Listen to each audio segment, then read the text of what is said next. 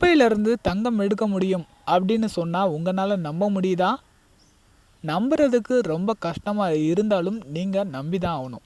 குப்பையில் வீசப்படக்கூடிய பழைய மின்னணு சாதனங்களில் இருந்து தங்கத்தை பிரித்தெடுக்கும் வழிமுறையை எடின்பர்க் பல்கலைக்கழக விஞ்ஞானிகள் தற்போது கண்டுபிடிச்சிருக்காங்க. செல்போன், டிவி உள்ளிட்ட மின்னணு சாதனங்கள் தயாரிப்பில் ஆண்டுதோறும் டன் கணக்கான தங்கம் பயன்படுத்தப்படுதான். ஆனால் இவை குப்பைகளாக வீசப்படும் போது இவற்றை உள்ள தங்கத்தை பிரித்தெடுக்க முடியாதான். இதில் உள்ள நடைமுறை சிக்கல் காரணமாகவே தங்கத்தை பிரித்தெடுப்பது சாத்தியமில்லை அப்படின்னு சொல்கிறாங்க. இந்த நிலையில்தான் பழைய மின்னணு சாதனங்களில் இருந்து தங்கத்தை எளிதாக பிரித்தெடுக்கக்கூடிய முறையை எடின்பர்க் பல்கலைக்கழக விஞ்ஞானிகள் கண்டுபிடிச்சிருக்காங்க.